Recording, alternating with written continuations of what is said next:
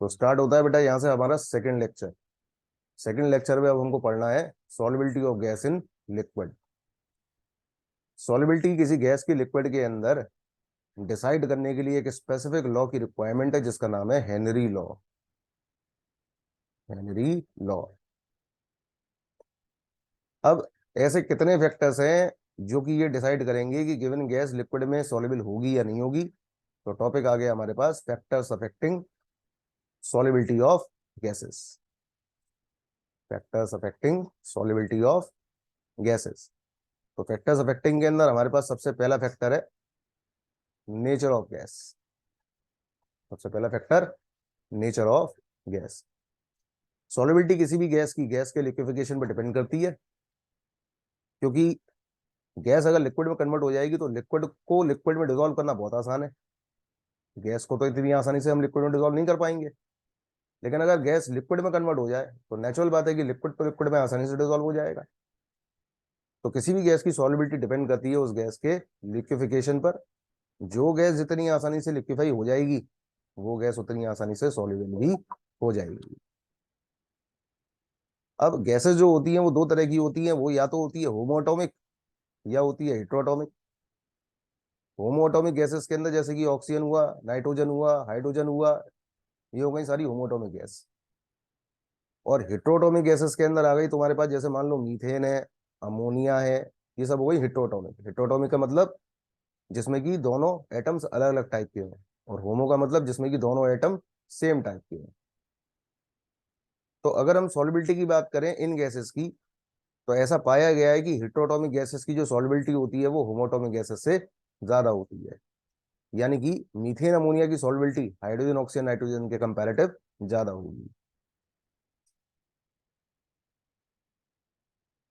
दूसरा फैक्टर जिस पे की सॉल्युबिलिटी डिपेंड करती है उसका नाम है temperature. The other factor is temperature. अब बात आती है कि टेम्परेचर पर सॉल्युबिलिटी कैसे डिपेंड करती है। तो ऐसा पाया गया है कि सॉल्युबिलिटी जो होती है वो टेम्परेचर के इनवर्स चलती है। Solubility is inverse of temperature. यानी कि अगर हम टेम्परेचर बढ़ा दें सॉल्वेंट का, तो उस पर्टिकुलर सॉल्वेंट के अंदर डाली गई गैस की सॉल्युबिलिटी अपने आप ही कम हो जाएगी। ऐसा माना जा सकता है कि हमेशा हॉट वाटर के अंदर ऑक्सीजन जल्दी उड़ जाती है, यानी ये ऑक्सीजन कम डिसॉल्व होती है, और कोल्ड वाटर के अंदर ऑक्सीजन जो है वो ज्यादा देर तक डिसॉल्व रहती है। इसलिए जितनी भी एक्वेटिक लाइफ है, यानी कि फिशेस जो हैं, अगर उनको कंपेयर करें कि वो किस वाटर में ज्यादा अच्छा सर्वाइव करेंगी, तो ये फैक्ट बात है कि फिशेस जो हैं वो कोल्ड वाटर में बहुत आसानी से सर्वाइव करेंगी as compare to that of the hot water. क्योंकि कोल्ड वाटर का टेम्परेचर कम होगा। अगर टेम्परेचर कम होगा तो उस कोल्ड वाटर के अंदर ऑक्सीजन गैस जो है वो ज्यादा डिसॉल्व रहेगी, तो उनको रेस्पिरेशन में आसानी होगी। इसलिए कोल्ड वाटर के अंदर एक्वेटिक लाइफ ज्यादा बेटर सर्वाइव करती है as compare to that of the hot water. हमको जो अपने फैक्टर दिमाग में याद रखना है वो ये कि टेम्परेचर बढ़ाने से गैसेस की सॉल्युबिलिटी कम हो जाती है। तो ये दूसरा फैक्टर है जिस पर कि गैसेस की सॉल्युबिलिटी डिपेंड करती है। अब बात आती है आपके पास तीसरे फैक्टर की, जो कि इसका मेन इंपॉर्टेंट फैक्टर है, वो है प्रेशर। प्रेशर से रिलेटेड बात करते हैं। तो मान लीजिए कि ये आपके पास एक पिस्टन है, और इस पिस्टन के अंदर आपने एक गैस एनक्लोज कर ली है लिक्विड के को लेकर के। तो ये आपके पास लिक्विड हो गया, और ये हो गई आपके पास गैस। गैस के मॉलिक्यूल हो गए, और आप चाहते हैं कि ये जो गैस है ये लिक्विड के अंदर आसानी से डिसॉल्व हो जाए। तो ऐसा करने के लिए आप क्या करेंगे, पिस्टन को ऊपर से दबाएंगे, प्रेशर लगाएंगे। जब आप पिस्टन को ऊपर से दबाएंगे तो फोर्सफुली गैस जो है लिक्विड में डिसॉल्व हो जाएगी। तो प्रेशर बढ़ाने से गैसेस की सॉल्युबिलिटी क्या करती है, इंक्रीज करती है। यही हेनरी लॉ है। हेनरी लॉ ये कहता है कि किसी भी गैस की सॉल्युबिलिटी प्रेशर बढ़ाने के साथ बढ़ती है। गैसेस की सॉल्युबिलिटी प्रेशर बढ़ाने के साथ हमेशा बढ़ती है। अब सॉल्युबिलिटी को हम यहाँ पर मोल फ्रैक्शन के टर्म में रिप्रेजेंट कर लेंगे, क्योंकि गैस जो है वो यहाँ पे हमारा सॉल्यूट है, तो हमने यहाँ पर उसका मोल फ्रैक्शन ले लिया, नाम दे दिया एक्स बी। तो बोल सकते हैं कि प्रेशर डायरेक्टली प्रोपोर्शनल किसके हुआ, XB के, यानी कि प्रेशर बढ़ाएंगे तो गैस के मोल्स उतने ज्यादा डिसॉल्व हो जाएंगे। तो अगर हम P directly proportional to XB लेते हैं और ग्राफ ड्रॉ करते हैं तो ग्राफ कैसा आएगा, स्ट्रेट लाइन। इस ग्राफ का जो स्लोप है वो स्लोप रिप्रेजेंट करता है हेनरी कांस्टेंट को। KH का क्या मतलब है यहाँ पर, तो KH का मतलब है यहाँ पर हेनरी कांस्टेंट। तो ग्राफ का स्लोप रिप्रेजेंट करता है किसकी वैल्यू को, हेनरी कांस्टेंट की वैल्यू को। डायरेक्टली प्रोपोर्शनलिटी का साइन हटा दिया, कांस्टेंट लगा दिया KH, फॉर्मूला बनकर के आ गया P is equals to KH into XB. This is Henry law. That is, solubility is directly proportional to the pressure applied over the gas.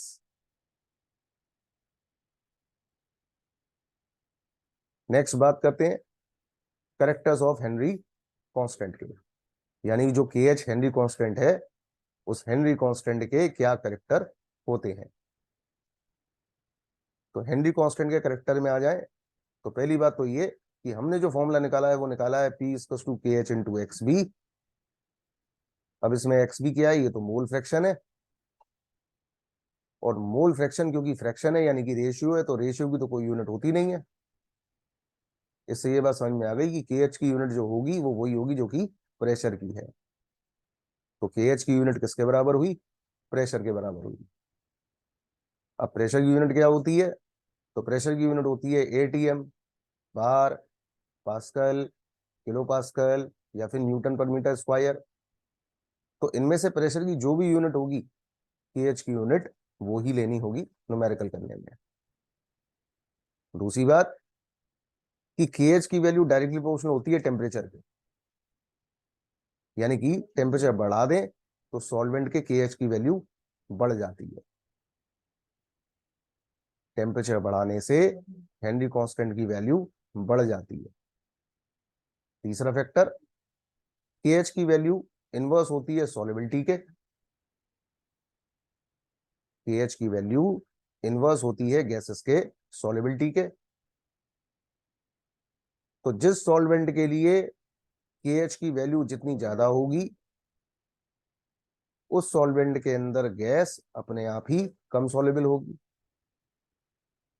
इससे पहले ये बताया था कि सॉल्युबिलिटी इनवर्स जाता है टेम्परेचर के।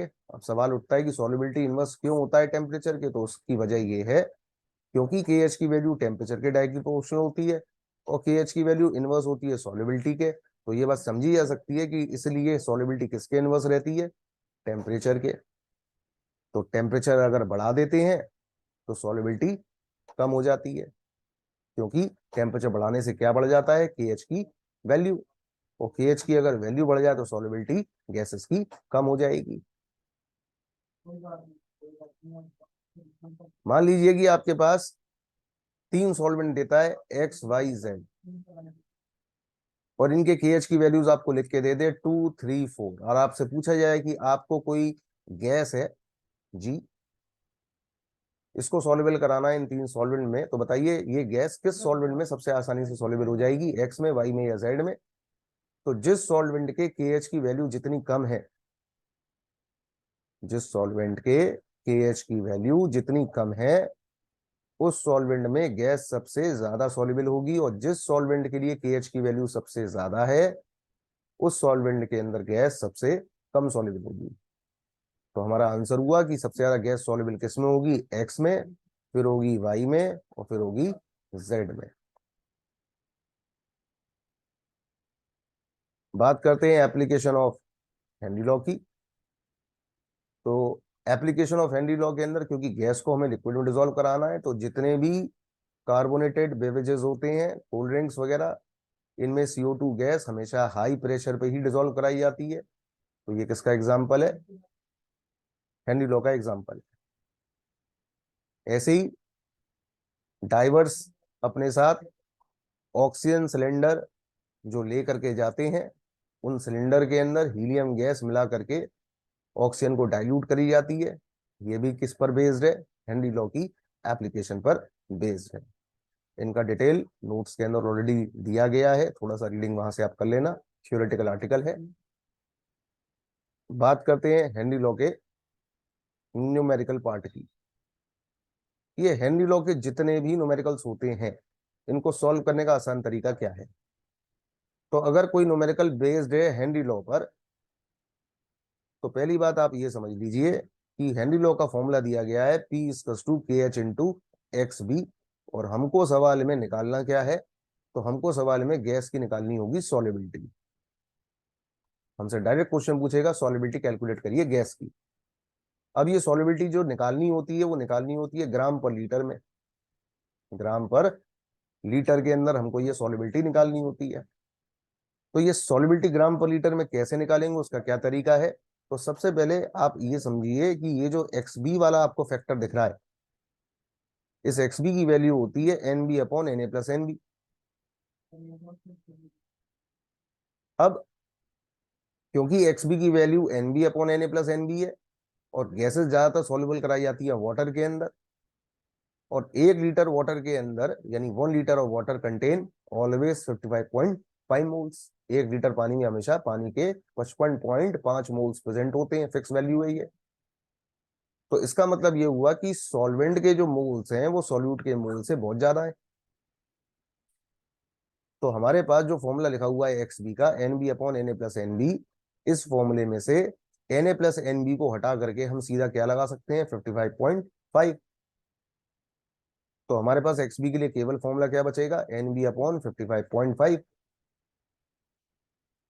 अब पी का फॉर्मूला था के एच इंटू एक्स बी। तो एक्स बी के लिए फॉर्मूला अगर देखें यहां से, तो एक्स बी का फॉर्मूला हो गया पी अपॉन के एच, और एक्स बी की वैल्यू अभी हमने निकाली है एन बी अपॉन 55.5, और एक्स बी का फॉर्मूला है पी अपॉन के एच। तो दोनों को एक दूसरे के इक्वल पुट कर दिया। इक्वल पुट करने के बाद यहाँ से हमें एन बी की वैल्यू को निकालना है। तो एन बी के लिए फॉर्मूला क्या बन करके आ गया, पी अपॉन के एच इंटू 55.5। यूनिट आ गई मोल पर लीटर, यानी कि 1 लीटर में इतने मोल्स गैस के डिजोल्व होंगे। अभी तो ये मोल पर लीटर निकाले हमने, जबकि सॉल्युबिलिटी निकालनी है वो निकलती है ग्राम पर लीटर में। तो अब अगर हमको सॉल्युबिलिटी निकालनी है, किसमें निकालनी है, ग्राम पर लीटर के अंदर, तो उसके लिए क्या करेंगे, तो उस सॉल्युबिलिटी को ग्राम पर लीटर में निकालने के लिए आपको अगर सॉल्युबिलिटी कैलकुलेट करनी है ग्राम पर लीटर के अंदर, तो जो भी आपने मोल्स पर लीटर निकाले हैं उसमें आपको उस गैस का मोलर मास मल्टीप्लाई कर देना है। उस गैस का मोलर मास मल्टीप्लाई कर देना है। तो मोल्स आपने निकाले हैं P अपॉन के एच इंटू 55.5। इसमें आपको गैस के मोलर मास का मल्टीप्लाई कर देना है। ऐसा करने से क्या निकल के आ गई आपके पास, सॉल्युबिलिटी। और ये सॉल्युबिलिटी किस में आ गई अब की बार, ग्राम पर लीटर के अंदर।